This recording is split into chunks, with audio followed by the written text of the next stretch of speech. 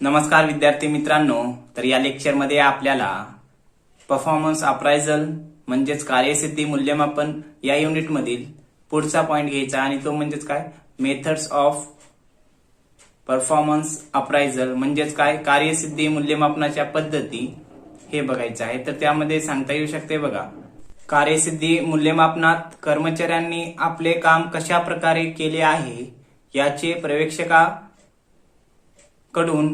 कशा पद्धतीनं परीक्षण करण्यात आलेलं आहे हे विचारात घेतलं जाते। त्यासोबतच काय कर्मचाऱ्याच्या कार्यपद्धतीचा तसेच कर्मचाऱ्यांच्या मानसिक स्थितीचा कार्यावर काय परिणाम झालेला आहे याचा सुद्धा विचार या कार्यसिद्धी मूल्यमापनात करता येऊ शकतो।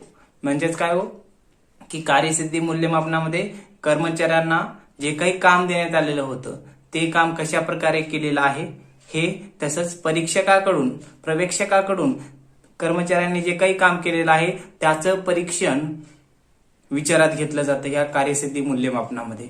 तसंच कर्मचाऱ्यांचं कार्यपद्धती किंवा मग कार्य करताना त्यांच्या मानसिक स्थितीचा कार्यावर काय परिणाम झाला हे सुद्धा विचारात घेतलं जाते।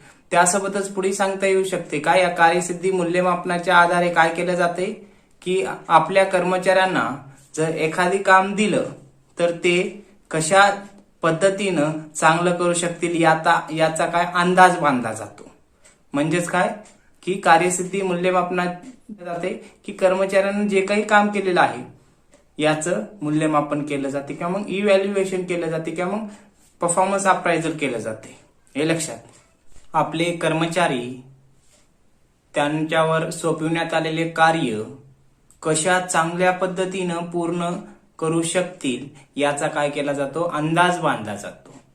तसंच पुढे सांगता येऊ शकते अनेक बाबींचा विचार करून मूल्यमापन केले जाते। काय की व्यवस्थापक काय विचार करत असतात की आपल्या कर्मचाऱ्यांना जे काही काम सोपविण्यात आलेलं आहे ते कर्मचारी काय करतील, जे काही कार्य त्यांच्यावर सोपविण्यात आलेलं आहे ते चांगल्या पद्धतीनं करण्याचा प्रयत्न करतील किंवा मग चांगलं करतील याचं काय केलं जाते, अंदाज व्यक्त केला जातो।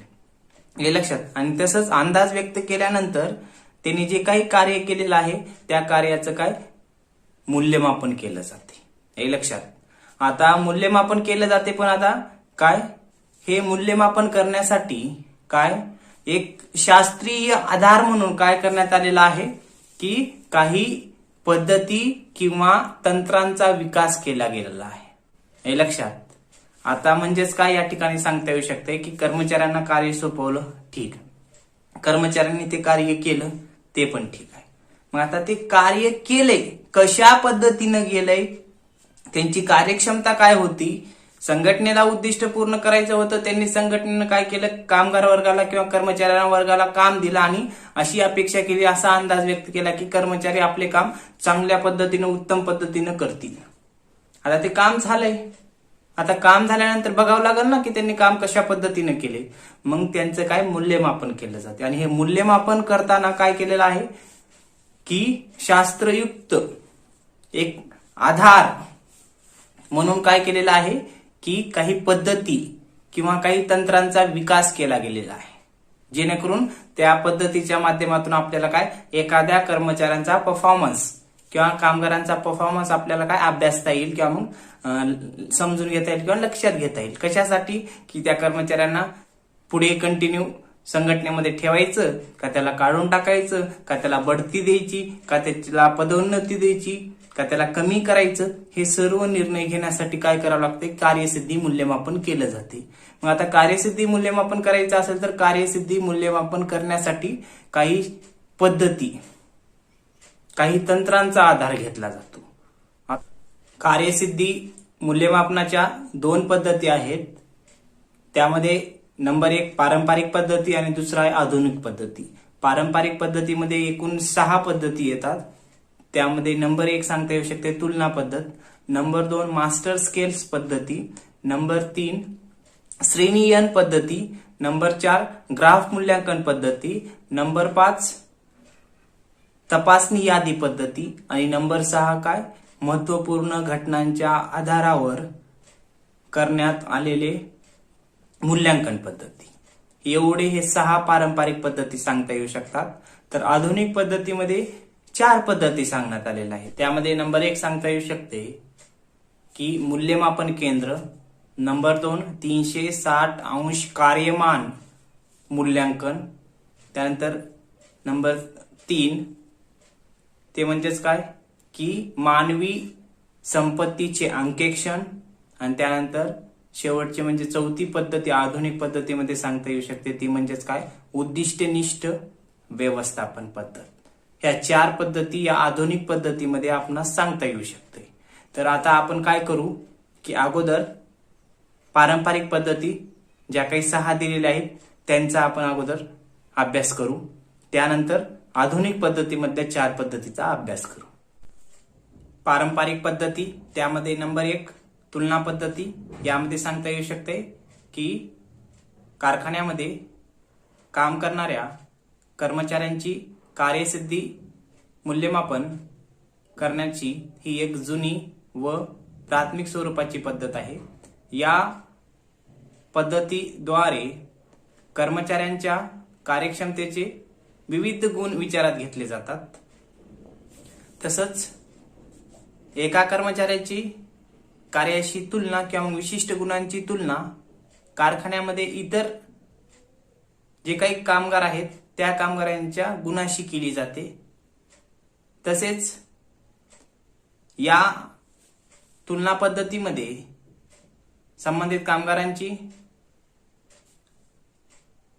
विशिष्ट गुण विचारात घेतले जातात, जसे की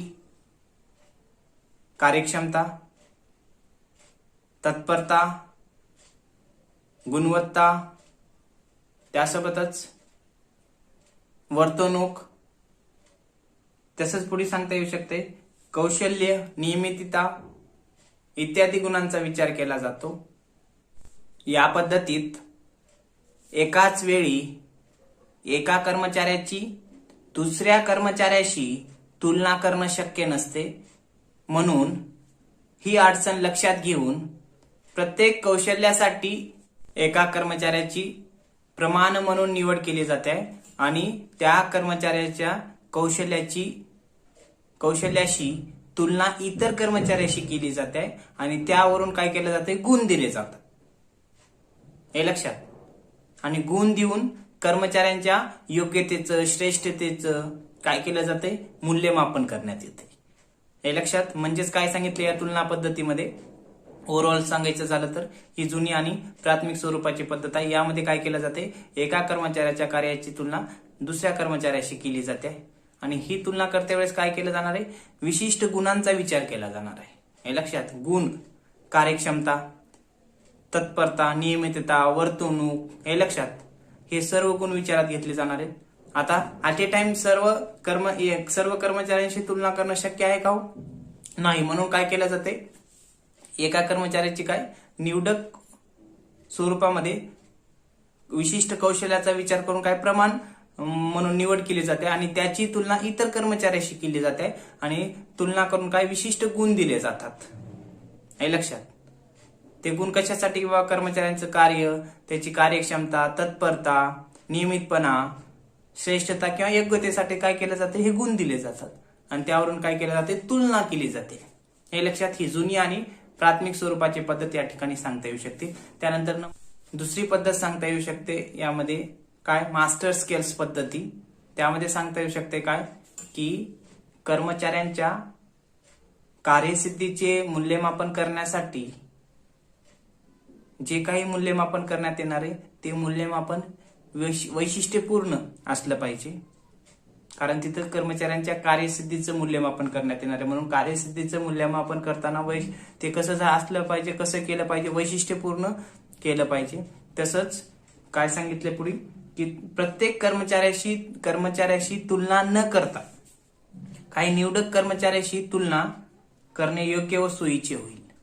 आता काय केलं जाणार आहे की प्रत्येक कर्मचाऱ्याशी तुलना करण्याच्या ऐवजी काही निवडक स्वरूपाच्याच कर्मचाऱ्यांशी काय करायचं तुलना करण्यासाठी हे सोयीचं होईल. यासाठी काय केलेलं आहे हे मास्टर स्केल पद्धतीचा विकास केलेला आहे.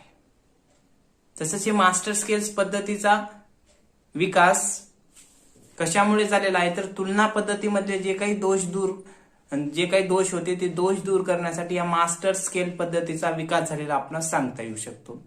या मास्टर स्केल्स पद्धतीच्या विकासाचं श्रेय कोणाला जाते तर अमेरिकेमधील कार्नेजी इन्स्टिट्यूट ऑफ टेक्नॉलॉजी या संस्थेशी निगडीत असलेली ब्युरो ऑफ सेल्फमनशिप रिसर्च या संघटनेकडे ही मास्टर स्केल्स पद्धतीचा विकास केल्याचं श्रेय जाते, हे या ठिकाणी सांगता येऊ शकते. या मास्टर स्केल्स पद्धतीमध्ये कर्मचाऱ्यांची तुलना जे काही कार्यसिद्धीची आहे ती इतर सर्वच कर्मचाऱ्यांशी न करता काय केलं जाते, काही निवडक कर्मचाऱ्याशी केली जाते, ज्यामध्ये काय केलं जाणार आहे तर काही योग्यतेचे काही प्रमुख घटक जसे विश्वसनीयता, कौशल्य, नेतृत्व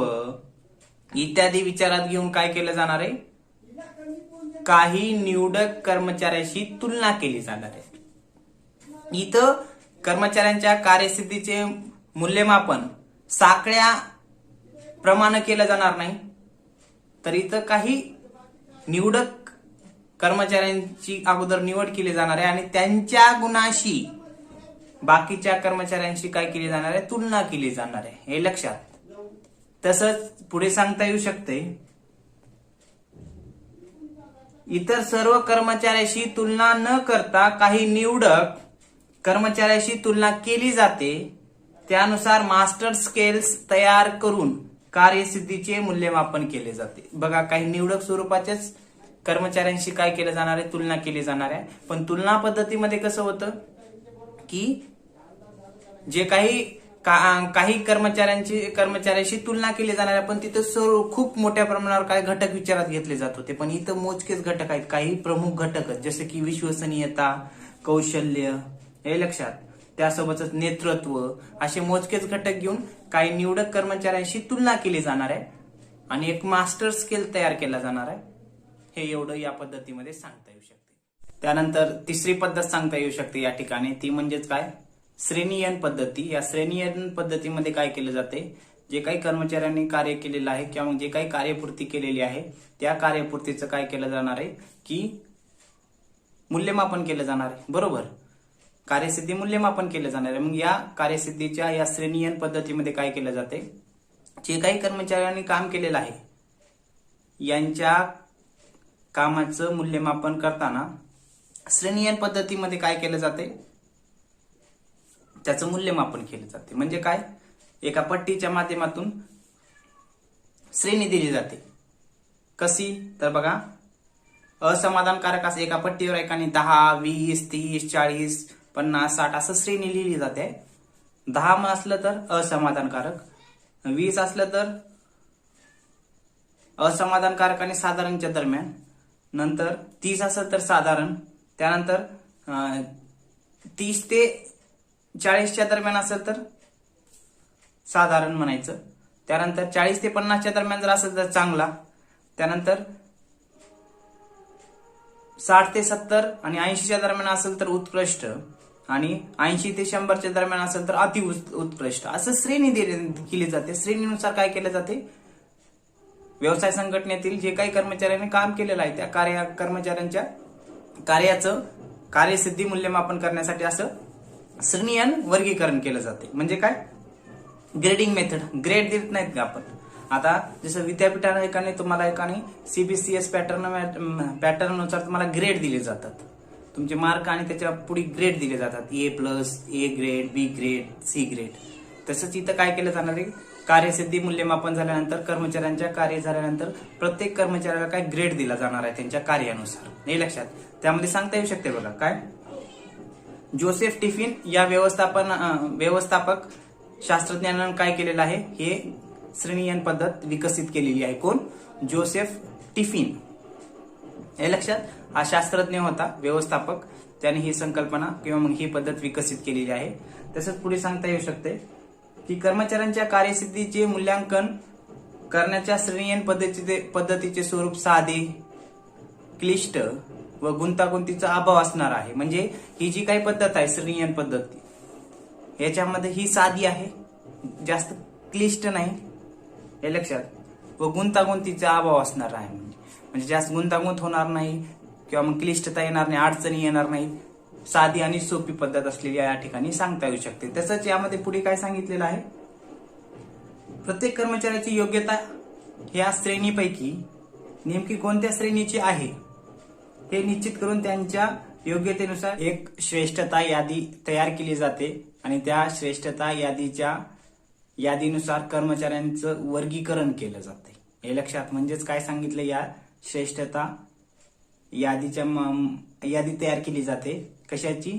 श्रेणीयन पद्धतीमध्ये.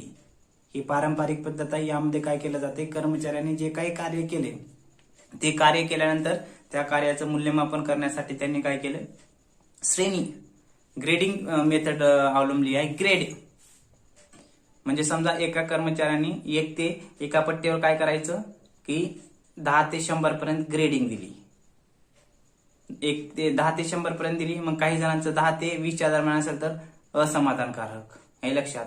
मग 20 ते 40च्या दरम्यान असेल तर चांगलं, हे लक्षात. नंतर 60 ते म्हणजे 40 पासून पुढे असेल किती, 80 पर्यंत तर उत्कृष्ट, आणि 80 ते 100च्या दरम्यान असेल तर अति उत्कृष्ट. आता हे व्यवसाय संघटनेवर डिपेंड असते की त्यानं ती श्रेणीयन कशी पद्धत तयार केलेली आहे, 10 ते 100 पर्यंत कशी श्रेणी तयार केलेली आहे आणि कसे मार्क देणार आहेत, ग्रेडिंग देणार आहेत, त्या व्यवसाय संघटनेवर डिपेंड. म्हणून इथं काय सांगितलं, या श्रेणीयन पद्धतीमध्ये कर्मचाऱ्यांनी जे काही काम केलेलं आहे त्यांच्या कार्यक्षमतेचं किंवा मग त्यांच्या कार्याचं मूल्यमापन करण्यासाठी ही ग्रेडिंग मेथड वापरली जाते. त्यांच्या कार्यानुसार श्रेणी दिली जाते आणि मूल्यमापन केलं जातं. मूल्यमापन करून काय केलं जाणार आहे, एक यादी तयार केली जाणार आहे, श्रेष्ठता यादी, हे लक्षात, ग्रेडिंग देऊ आणि त्यानुसार वर्गीकरण केलं जाणार. उदाहरणामध्ये सांगता येऊ शकते बघा, समजा कार्यालयामध्ये 100 कर्मचारी असतील तर त्या 100 कर्मचाऱ्यांच्या कार्याचं काय मूल्यमापन करायचं असेल तर एका पट्टीच्या सहाय्याने त्या 100 कर्मचाऱ्यांचं काय कार्याचं मूल्यमापन करता येऊ शकते, हे या ठिकाणी सांगता येऊ शकते. त्यानंतर चौथी पारंपरिक पद्धत या ठिकाणी सांगता येऊ शकते, ती म्हणजेच काय, ग्राफ मूल्यांकन पद्धती, त्यालाच म्हणता येईल ग्राफ रेटिंग मेथड. त्यामध्ये सांगता येऊ शकते काय की ग्राफ मूल्यांकन पद्धतीलाच काय म्हणतात, आलेख गुणदान पद्धत असं सुद्धा म्हणतात. काय, ग्राफ मूल्यांकन पद्धतीलाच आलेख गुणदान पद्धती. म्हणजे या आलेख गुणदान पद्धती का म्हटलेलं आहे, कर्मचाऱ्यांनी जे काही काम केलेलं आहे त्या कर्मचाऱ्यांच्या कार्याचे काही विशिष्ट गुण घेऊन एक आलेख तयार केला जाणार आहे आणि आलेखाच्या माध्यमातून काय केलं जाणार आहे, त्या कामगारांनी जे काही कार्य केलेलं आहे त्याचं मूल्यमापन केलं जाणार आहे. या पद्धतीमध्ये सांगता येऊ शकते. तसंच पुढे सांगता येऊ शकते बघा, काय, या पद्धतीत योग्यतेचे विविध घटक कर्मचाऱ्यात किती प्रमाणात आहेत हे ठरवण्यासाठी एका आलेखाचा आधार घेतला जातो. काय सांगितले की या पद्धतीमध्ये एक आलेख काढला जातो आणि ते आलेखाच्या माध्यमातून काय केलं जाते, एखाद्या कर्मचाऱ्यामध्ये योग्यतेचे म्हणजे चांगले किती प्रमाणात गुण आहेत किंवा किती घटक आहेत योग्यतेचे, हे या आलेखाच्या माध्यमातून कर्मचाऱ्यांच्या कार्यामध्ये पाहिले जाते, हे सांगितले. तसंच पुढे सांगता येऊ शकते बघा, काय, कर्मचाऱ्यांच्या मूल्यमापनासाठी आलेखाचा उपयोग केला जात असल्यामुळे या पद्धतीला आलेख गुणदान पद्धती किंवा मग ग्राफ मूल्यांकन पद्धत असं सुद्धा म्हणतात. काय म्हटले की मूल्यांकन करायचे, कार्यसिद्धी मूल्यमापन केलं जाणार आहे, तर यामध्ये काय केलं जाणार, आलेखाच्या साहाय्याने केलं जाणार आहे. हे लक्षात, आलेखाच्या साहाय्याने म्हणजे आलेख तयार करायचा, एका बाजूला एक्स अक्ष वाय अक्ष घेत, एका बाजूला त्याचे काय कार्य घ्या किंवा मग त्याचे गुण घ्या आणि एका बाजूला त्याला दिलेलं कार्य घ्या, हे लक्षात, आणि त्यानुसार आलेख तयार करा आणि मूल्यांकन केलं तर त्याला काय म्हणायचं, ग्राफ मूल्यांकन पद्धती किंवा मग त्यालाच आलेख गुणदान पद्धती असं सुद्धा म्हणतात, या ठिकाणी सांगितलेलं आहे. तसंच पुढे सांगता येऊ शकते बघा, काय, या आलेखात कर्मचाऱ्यांचे व्यक्तिमत्व किंवा व्यक्तिगत गुण आणि कार्यासंबंधीचे काही प्रश्न असतात. काय म्हटले की हे जे काही आलेख तयार केलाय किंवा आलेखाच्या त्या माध्यमातून काय केलं जाणार आहे कर्मचाऱ्यांच्या कार्याचं काय मूल्यांकन केलं जाणार आहे किंवा मूल्यमापन केलं जाणार आहे. मग त्यावेळेस काय केलं जाते, त्या आलेखामध्ये कार्यासंबंधीचे आणि कर्मचाऱ्यांचे काही व्यक्तिगत गुण विचारात घेतले जाणार आहेत त्या आलेखामध्ये, हे सांगितलेलं आहे. त्यासोबतच जे काही आलेख काढला आहे त्या आलेखाच्या माध्यमातून काय केलं जाते, त्याच्या कार्यासंबंधित काही प्रश्न असतात आणि त्याच्या व्यक्तिगत गुणासंबंधित काही प्रश्न असतात आणि त्याच्या माध्यमातून काय आलेख तयार केला जाणार आहे, हे लक्षात. आणि आलेखावरून काय एखाद्या कर्मचाऱ्याच्या कार्याचं काय मूल्यमापन किंवा मूल्यांकन केलं जाणार आहे. तसंच पुढे सांगता येऊ शकते बघा, काय व्यक्तिमत्वावर प्रकाश टाकणाऱ्या बाबतीत चारित्र्य, नेतृत्व, कार्य, कौशल्य, जिज्ञासू वृत्ती इत्यादी गुणांचा समावेश होतो. काय म्हणले, व्यक्तिमत्वावर प्रकाश टाकणाऱ्या, जे काही पर्सनॅलिटीवर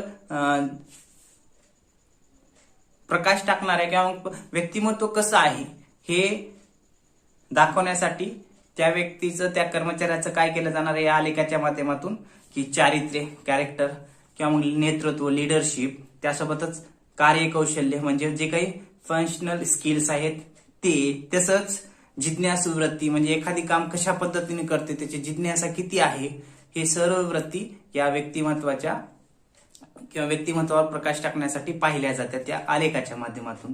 तसंच कार्यक्षमतेच्या संदर्भात कामाचा दर्जा काय केलं जाणार आहे, हे व्यक्तिमत्वाच्या बाबतीत आपण पाहिलं. आता कार्यासंबंधित काय बघितलं जाणार आहे, त्यानं जे काही काम केले कर्मचाऱ्याने त्या कार्याचा दर्जा कसा आहे हे. तसंच नियमितपणा, तो नियमितपणे काम करतो का संबंधित कर्मचारी, त्याचं काय मूल्यमापन करणं. तसंच कामाचं प्रमाण किती आहे, या सर्वांचा समावेश होतो. बघा, व्यक्तिमत्वावर प्रकाश टाकण्यासाठी काय काय बघितलं, त्याचं नेतृत्व, त्याचं कार्याचं कौशल्य, त्यासोबतच चारित्र्य, हे सर्व बाबी बघितल्या. तर तसंच कार्यासंबंधित कामाचं स्वरूप, कार्यक्षमता, कार्याचा दर्जा, कार्याचं प्रमाण, हे लक्षात, हे सर्व बाबी बघितल्या जाणार आहेत कशात, या पद्धतीमध्ये. आणि त्यावरून आलेख तयार केला जाणार आहे कार्यसिद्धी मूल्यमापनाचा. त्यानं कार्य केलं ना, ते कार्य आलेखाच्या माध्यमातून दाखवणार आहे. त्यालाच काय आलेख गुणदान पद्धती किंवा मग ग्राफ मूल्यांकन पद्धत किंवा पद्धती असं सुद्धा म्हणतात. ह्या चौथ्या पद्धतीमध्ये सांगता येऊ शकते. नंतर पाचवी पद्धत या ठिकाणी सांगता येऊ शकते, ती म्हणजेच काय, तपासणी यादी पद्धती. यामध्ये सांगता येऊ शकते काय, कर्मचाऱ्यामध्ये कोणकोणते गुण आहेत हे तपासण्यासाठी काय केलं जाते, एक प्रश्नावली तयार केली जाते. ही प्रश्नावली कुणामार्फत तयार केली जाते, तर प्रशासकाकडून किंवा मग पर्यवेक्षकाकडून ही तयार केली जाते. आणि त्या प्रश्नावलीमध्ये काय काही प्रश्न असतात, कशाबद्दल, त्या कर्मचाऱ्याच्या वर्तणुकीबद्दल, त्यासोबतच काय व्यक्तिमत्वाबद्दल, कामाबद्दल, कौशल्याबद्दल, स्वभावाबद्दल, चारित्र्याबद्दल काय असतात, एक प्रश्नावली तयार केली जाते. त्यामध्ये ह्याविषयी प्रश्न असतात. कशा कशाविषयी म्हणलं मी, व्यक्तिमत्वाविषयी, व्यक्तिमत्वाबद्दल, कौशल्याबद्दल, कार्याबद्दल, हे लक्षात. त्यासोबतच स्वभावाबद्दल, चारित्र्याबद्दल काय प्रश्न असतात. आणि हे कोण तयार करणार आहे, पर्यवेक्षक किंवा मग प्रशासकाकडून तयार केलं जाणार आहे किंवा व्यवस्थापकाकडून हे तयार केली जाणार आहे प्रश्नावली. आणि त्याच्यामध्ये काय केलं जाणार आहे की संबंधित कर्मचाऱ्यामध्ये जे काही गुण आहेत, जर गुण असेल तर प्लस चिन्ह आणि जर गुण नसेल तर मायनस चिन्ह, हे या प्रश्नावलीमध्ये प्रश्न दिले असतात. आणि त्याच्या पुढे जर गुण असेल तर प्लस आणि गुण नसेल तर मायनस हे दिलं जाणार आहे. आणि हे काय केलं जाणार आहे, प्रश्नावली भरून घेतली जाते, हे लक्षात. त्यामध्ये पुढे सांगता येऊ शकते बघा, काय कर्मचाऱ्यांच्या वर्तनावर देखरेख ठेवणारा पर्यवेक्षक अथवा प्रशासनाकडून ही प्रश्नावली तयार किंवा भरून घेतली जाते. प्रत्येक प्रश्नासमोर त्या कर्मचाऱ्यात विशिष्ट गुण असेल तर बेरजेचे चिन्ह लिहिलं जातं आणि जर विशिष्ट गुण नसेल तर वजाबाकीचं चिन्ह लिहिलं जाते. जर एखादा गुण आहे किंवा नाही याचा निर्णय जर घेता येत नसेल, म्हणजे काय, आता गुण आहे किंवा नाही हे प्रश्नावलीमध्ये देणं शक्य नसेल, तर अशा वेळेस तिथं काय केलं जाते की प्रश्नार्थक चिन्ह क्वेश्चन मार्क दिला जातो की बाबा त्याचं त्यामध्ये गुण आहे किंवा नाही हे ठरवणं आम्हाला शक्य नाही. हे लक्षात त्या प्रश्नावलीमध्ये प्रश्नाचे अर्थक चिन्ह दिला जाते, त्याच्या गुण जे काही गुण वैशिष्ट्याविषयी माहिती द्यायची असते. नाही लक्षात. आता त्यासोबतच पुढे सांगता येऊ शकते काय, उदाहरण घेऊ आपण म्हणजे लक्षात येईल. उदाहरणात बघा, कर्मचाऱ्यांचं नाव गुट्टे नागनाथ मारुती, म्हणजे एका कर्मचाऱ्याचं नाव घेतलं गुट्टे नागनाथ मारुती, हे कर्मचारी आहे. त्यासोबतच काय, पद उपव्यवस्थापक, त्याचं वय 30 वर्ष, पात्रता MBA. हे लक्षात. नाव काय, गुट्टे नागनाथ, त्यानंतर उपव्यवस्थापक आहे, वय किती आहे, 30 वर्ष आहे, आणि शिक्षण आहे MBA. आता त्याच्यामध्ये बघा, नेतृत्व, पहिला पॉइंट नेतृत्व आहे तर प्लस पुढे. त्यानंतर नंबर 2 आत्मविश्वास, असेल तर प्लस, नसेल तर मायनस, आत्मविश्वास प्लस. त्यानंतर निर्णय क्षमता, असेल तर प्लस, नसेल तर मायनस, प्लस. त्यानंतर सहनशीलता, असेल, सहनशीलता इथं मायनस आहे कारण सहनशीलता नसेल. त्यानंतर सहकार्याची वृत्ती, असेल तर प्लस, नसेल तर मायनस. त्यानंतर प्रामाणिकपणा, असेल तर प्लस, नसेल तर मायनस. त्यानंतर संभाषण कौशल्य, असेल तर प्लस, नसेल तर मायनस. नमुना प्लस, असेल तर, नसेल तर मायनस.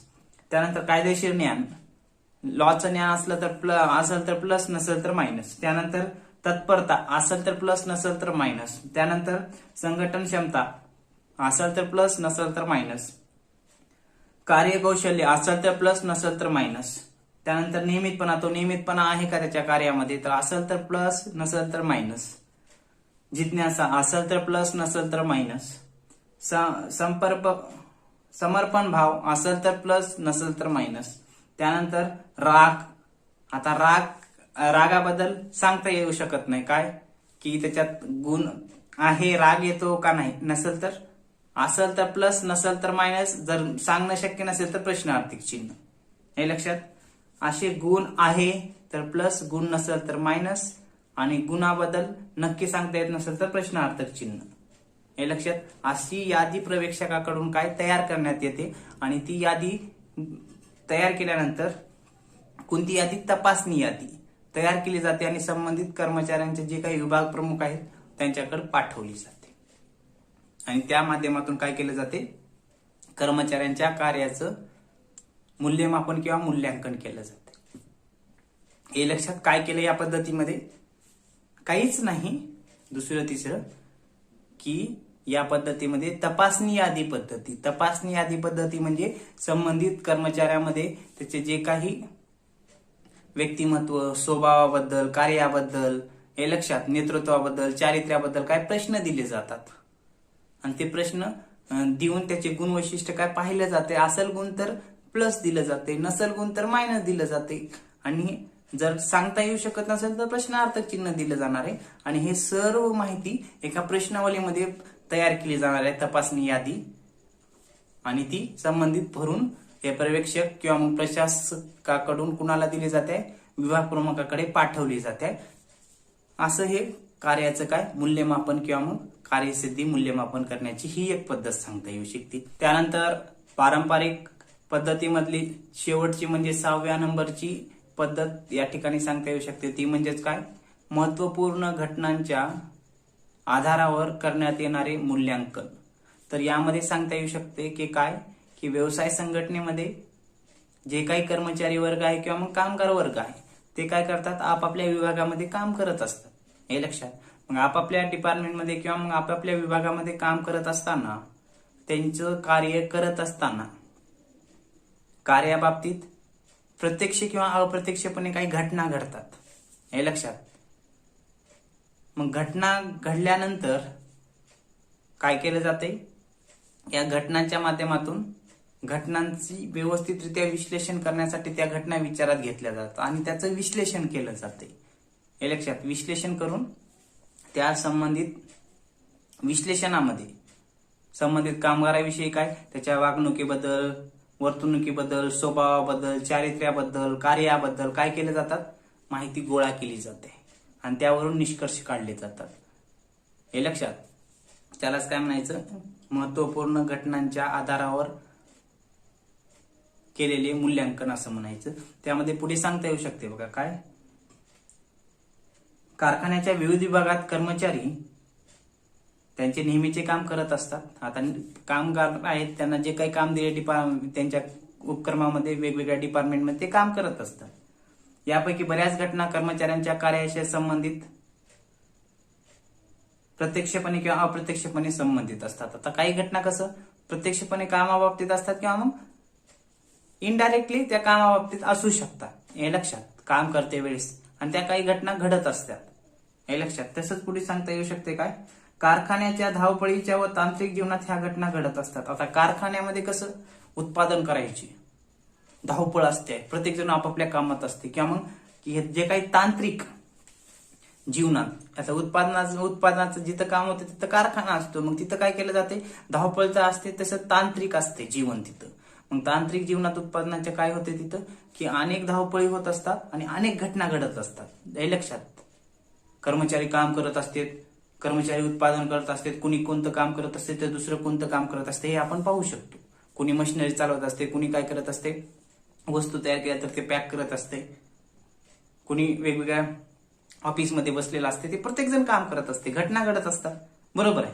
तसंच पुढे सांगता येऊ शकते काय, यापैकी बऱ्याच घटना कर्मचाऱ्याच्या कामाशी प्रत्यक्षपणे किंवा अप्रत्यक्षपणे संबंधित असतात.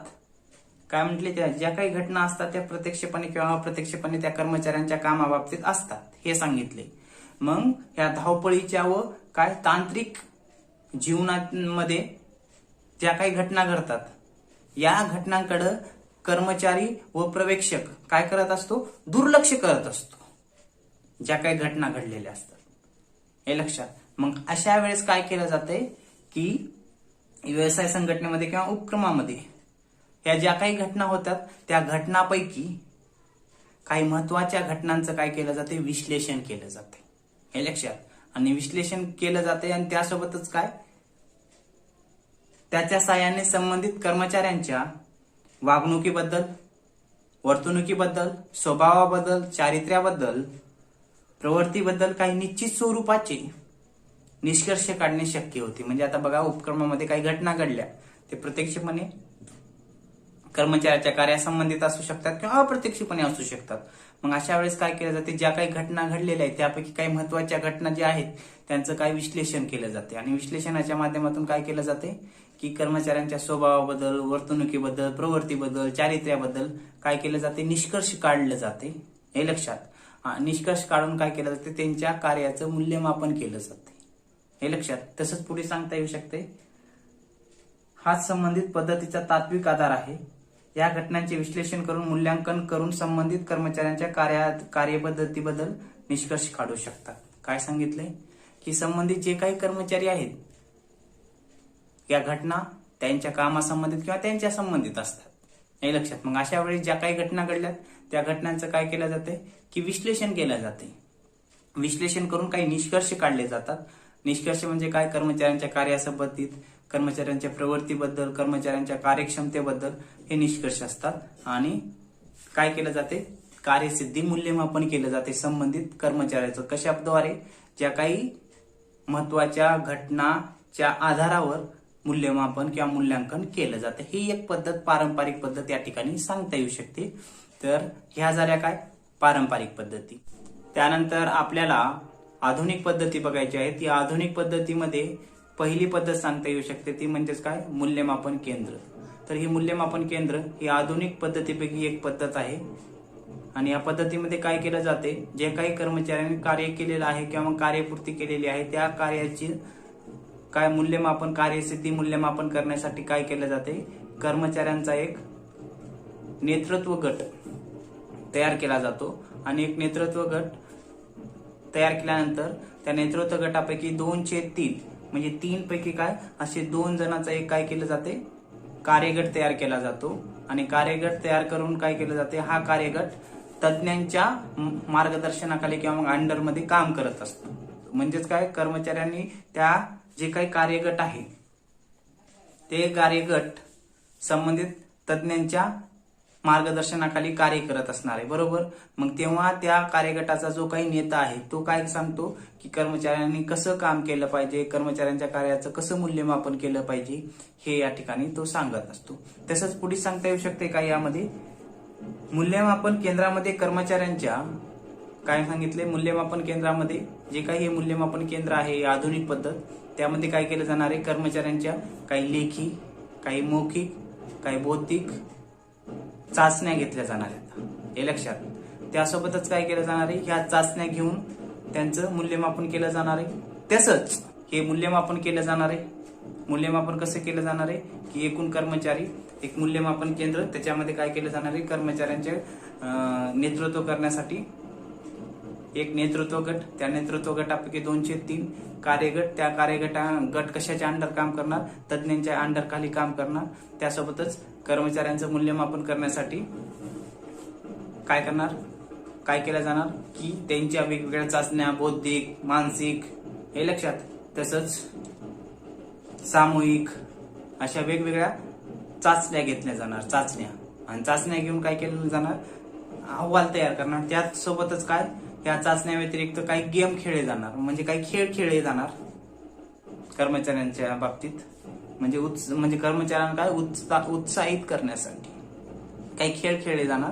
आणि त्यामध्ये कोणते खेळ की बाबा टोपलीतील सराव, बिझनेस गेम, हे लक्षात.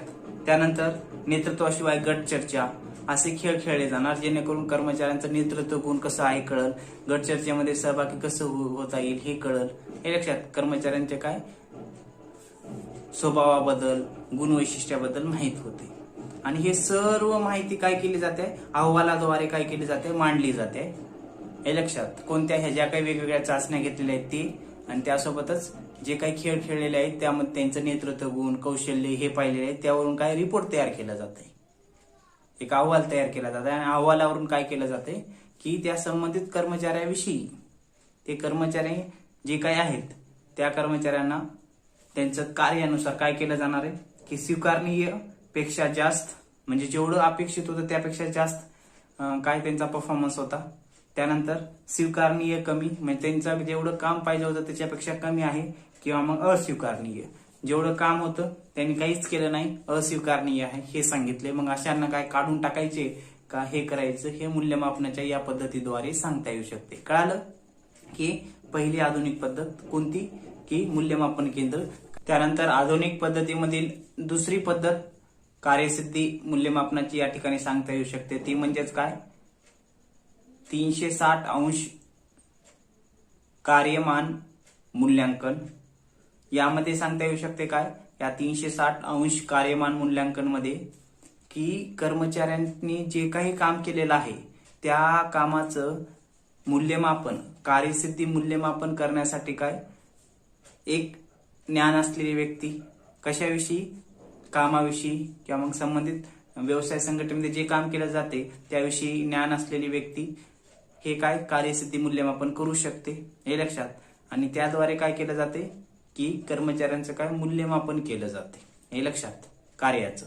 तसंच पुढे सांगता येऊ शकते काय की यामध्ये हे जे काही कार्यसिद्धी मूल्यमापन केलं जाणार आहे एखाद्या तज्ञ व्यक्तीकडून, मग त्याला ज्ञान असलं पाहिजे, तसंच त्याला कळालं पाहिजे कोणत्या गोष्टी किती महत्वाच्या आहेत. म्हणजेच मूल्यांकन कर्त्याकडे, कोण मूल्यांकन जो करणार आहे त्याच्याकडे, कार्यालयातील कोणत्या गोष्टी अधिक महत्वाच्या आणि कोणत्या गोष्टी कमी महत्वाच्या आहेत हे त्याच्या लक्षात आलं पाहिजे.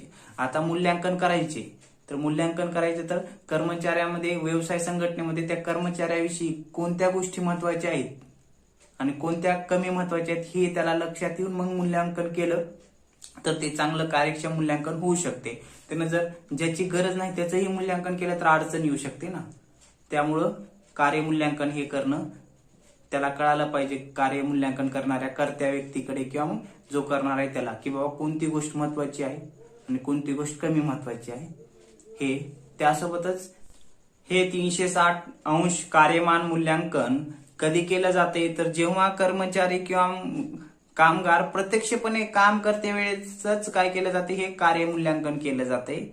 आणि हे कार्यमूल्यांकन ज्या व्यक्तीला ज्ञान आहे अशा कर्त्या व्यक्तीकडून काय हे कार्यमूल्यांकन केलं जाते हे सांगता येऊ शकते. तसंच हे कार्यमूल्यांकन कोण कोण करू शकते तर हे कार्यमूल्यांकन पर्यवेक्षक असेल ते करू शकते, किंवा मग संबंधित काम करणारे जो काही कर्मचारी आहे त्याचा सहकारी सुद्धा करू शकते. त्यासोबतच काय, त्या सहकार्याशिवाय जे काही संघटनेतील कनिष्ठ कर्मचारी आहेत ते सुद्धा करत असतात. तसंच सल्लागार व सेवेचा लाभ घेणाऱ्या व्यक्तींचा सुद्धा समावेश होतो. आता बघा कार्यमूल्यांकन कोणतं, हे 360° कार्यमान मूल्यांकन म्हणजे हे कार्य करतानाच केलं जाणार आहे. आणि कसं केलं जाणार आहे, 360° कार्यमान म्हणले म्हणजे काय, ओव्हरऑल त्याचं कार्यमूल्यांकन केलं जाणार आहे. कधी त्यानं कार्य करतानाच, एखादी व्यक्ती कार्य करतानाच त्यानं कार्य करते वेळेच त्याचं कार्यमूल्यांकन केलं जाणार. एकतर पर्यवेक्षक सुपरवायझर असेल किंवा दुसरा व्यक्ती कोण असेल त्याचा सहकारी असेल किंवा मग कनिष्ठ कर्मचारी असतील किंवा मग सल्लागार असेल किंवा मग लाभ मिळवून देणारे काही व्यक्ती असतील. हे काय करणार आहेत, काम करणाऱ्या व्यक्तींचं मूल्यांकन केलं जाणार आहे त्याच्या कार्याचं कंटिन्यू त्यानं काम करत असतानाच. हे लक्षात, म्हणजे आता बघा की साधं ए आणि बी, मी ए आणि माझा मित्र बी नावाचा आहे, आम्ही काम करत एखाद्या व्यवसाय संघटनेमध्ये, तर बी माझ्या कार्याचं काय, मी काम करते वेळेसच काय करणार आहे, कार्यसिद्धी मूल्यमापन करणार आहे आणि मी त्या बीचं कार्यसिद्धी मूल्यमापन करणार आहे. म्हणजे ऍट अ टाइम काय करणार आहे, मी त्याचं त्यानं माझं, किंवा मग आमचा सुपरवायझर काय करणार आहे की आमचं कार्य मूल्यमापन करणार आहे, कधी आम्ही काम करतानाच.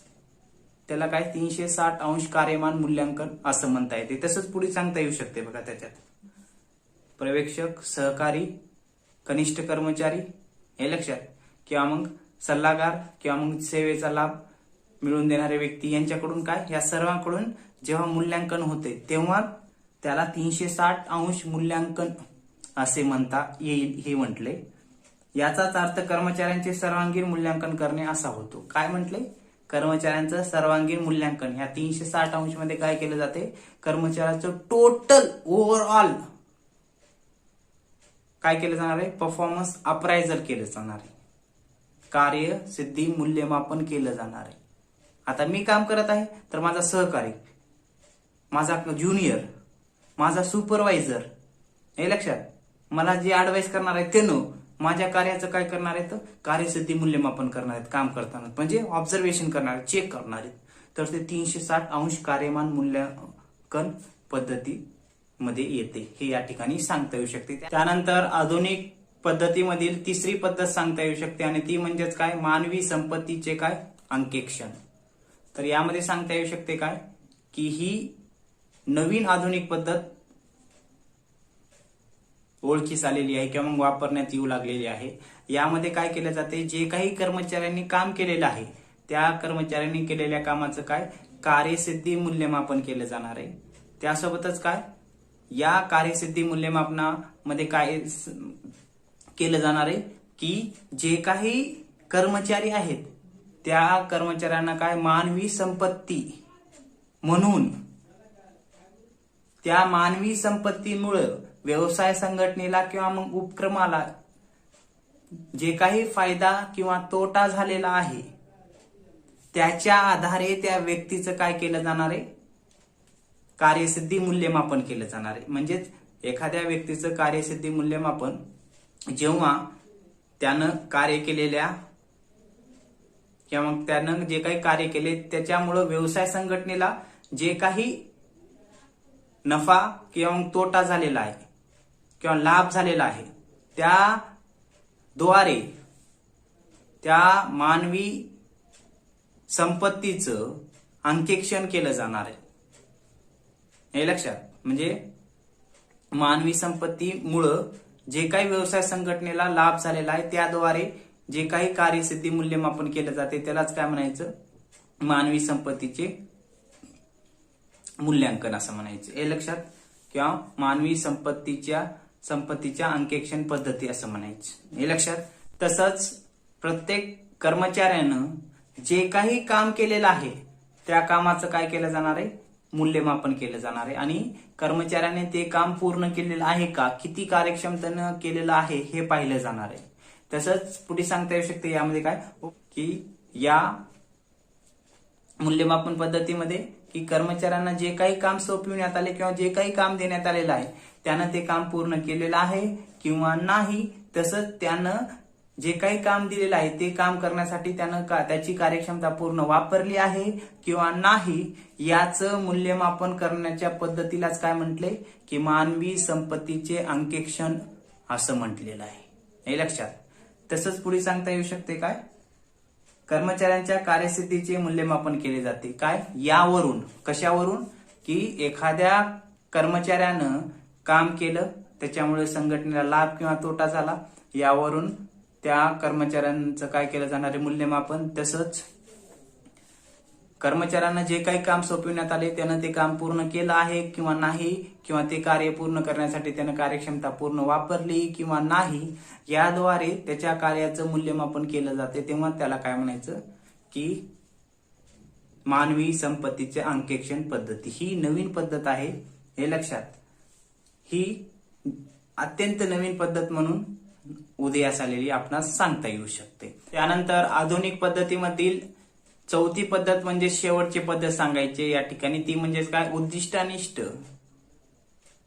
व्यवस्थापन पद्धती. यामध्ये सांगता येऊ शकते ही पद्धत पीटर ड्रकर यांनी सांगितलेली आहे किंवा मग दिलेली आहे.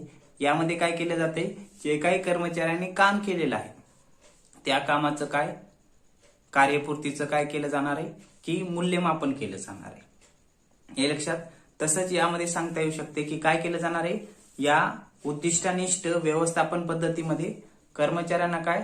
त्यांचं कार्य करण्यासाठी काही कर्मचाऱ्यांची उद्दिष्टे ठरवून दिली जाणार आहेत. प्रत्येक कर्मचाऱ्याला काय? त्याच्या कार्यासाठी उद्दिष्टे ठरवून दिली जाणार आहेत. प्रत्येकाला काही काही उद्दिष्टे दिली जाणार आहेत. उद्दिष्टे दिल्यानंतर त्यांच्याकडून काम करून घेतलं जाणार आहे. समजा आता संघटनेनं काय मला काम दिली आणि माझं उद्दिष्ट ठरवली काय? की मला एका महिन्यामध्ये 100 क्वांटिटी उत्पादन करायची. उद्दिष्ट माझं ठरवलं एकट्याचं 100 क्वांटिटी, आणि ते मला काम दिलं. मग ती माझ्याकडून काम करून घेतलं जाणार, हे लक्षात. उद्दिष्ट किती होतं? माझं 100, आणि मग मी काम केल्यानंतर ते पाहिलं जाणार काय? की मी ते उद्दिष्ट किती प्रमाणात पूर्ण केलेलं आहे, म्हणजे माझ्या कार्याची निष्पत्ती, आउटकम काय आलेला आहे हे पाहिलं जाणार, हे लक्षात. आणि त्यावरून काय केलं जाणार?